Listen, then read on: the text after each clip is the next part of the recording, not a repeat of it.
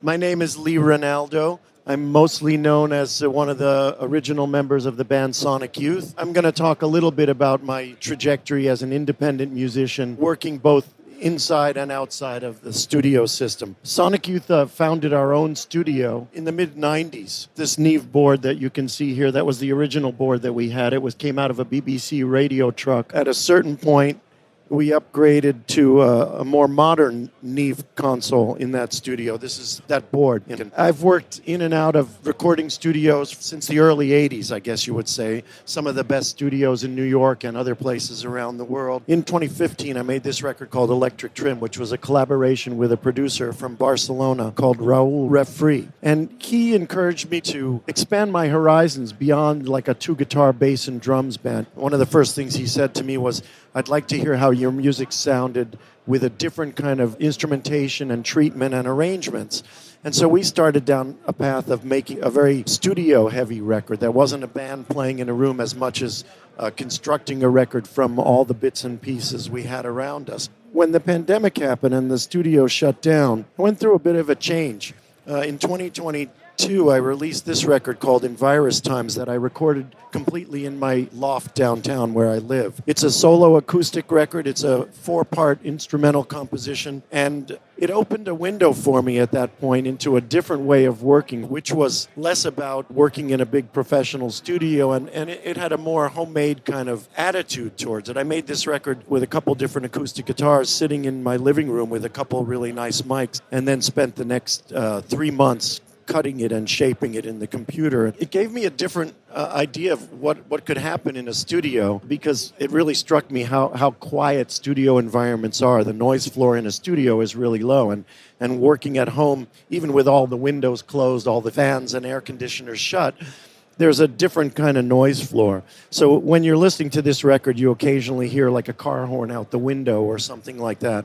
And it gave it a homemade quality that I really enjoyed. And there was something about that impurity that I really liked. I woke up one day after a couple years of like getting back out on the road, doing a lot of performances, going to Europe, going to India, going to South America, and realized I didn't really have a home-based studio anymore because of the shifts during the pandemic. And I set up a little demo and mix studio in my painting studio. Super crude compared to a real studio. It's just a cement room. I've got my painting work there, and also the Sonic Youth tape archives are there, so all the master tapes from 30 years worth of work. I'm really working in a very homemade kind of way on all of the things that I'm developing right now for my new album. We've got these different speaker arrays, but I have to say we're here listening to these really amazing headphones, and they've kind of changed a bit of my working life, because these Audeze headphones are the first headphones that I've been able to use in a studio situation where I really felt like I was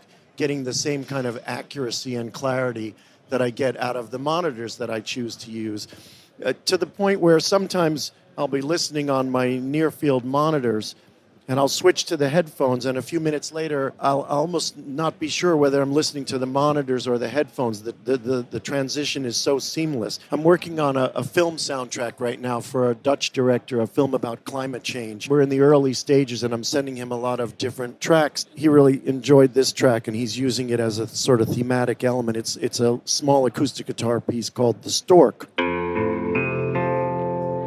We're just listening to the top track right here.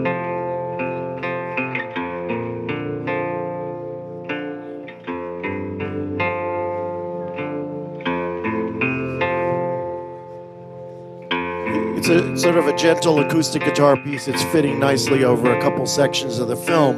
And I presented it to him in a solo format like this. And you can see I've kind of looped it a bunch of times because I was improvising on a Wurlitzer electric piano, trying to find some different treatment. So I just looped it so that I could keep playing.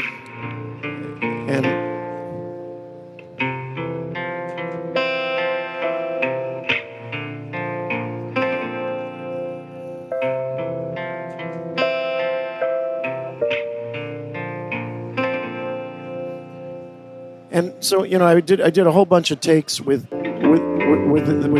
different treatments of the piano to start building stuff up. And what I did after that,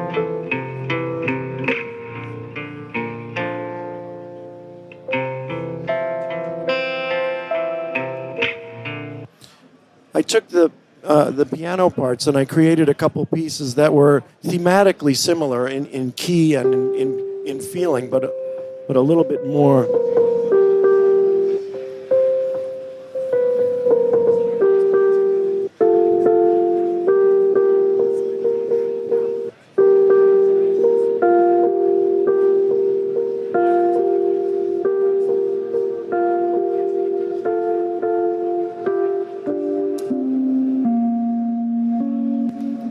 Trying to make some similar kind of thematic material using the same like sort of tonal center as the acoustic guitar piece.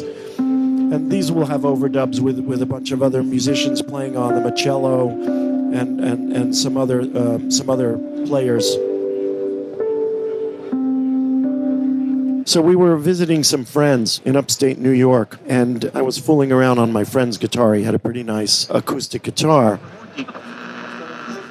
So it went somewhere else and it had something. I made a little intro with him talking in the background just because it was a birthday present for him.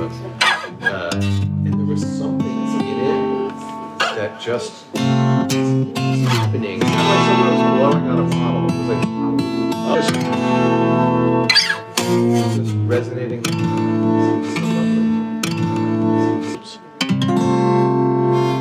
But then the real piece starts here.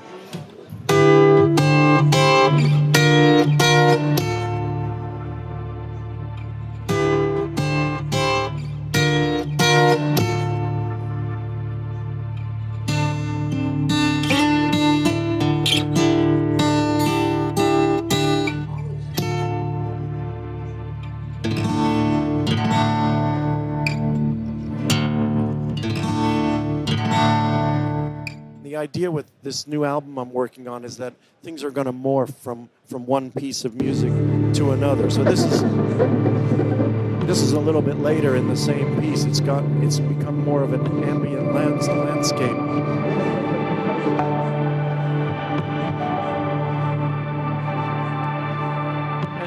And I wanted to have different kind of instrumental textures coming in and out. I have a friend out on the West Coast who's kind of a sound scholar and performer named Mira O'Reilly, and I tuned into a YouTube lecture she did, and I recorded some of it, and she played some little sound samples. So I took a little piece that she played and I cut it up to my own design, and I actually used a little bit of her voice as well. So I took these little chimey parts that she played, and I've stripped them into the mix in places.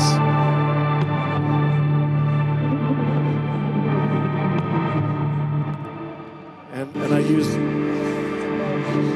wanted to have someone talking in the background. So again, I took some of her lecture and kind of just stripped it in.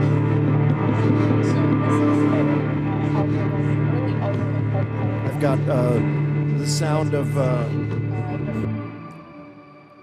these tree frogs that I recorded in a friend's backyard. They're back in the mix though as well.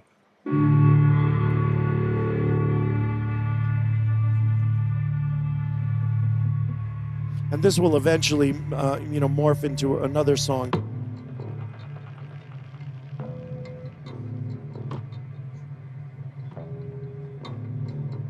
This is much quieter, I guess.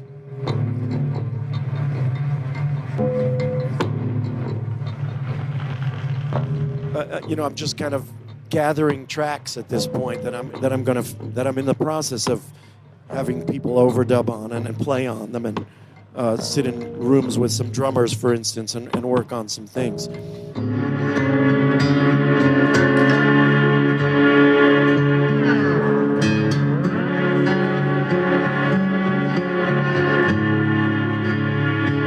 And again, I'm spending a lot of time listening to this music. If I'm working at home and it's late at night, I'm using my Audeze headphones and feeling like I can work very truthfully, very clearly and accurately, as accurately as with monitor speakers.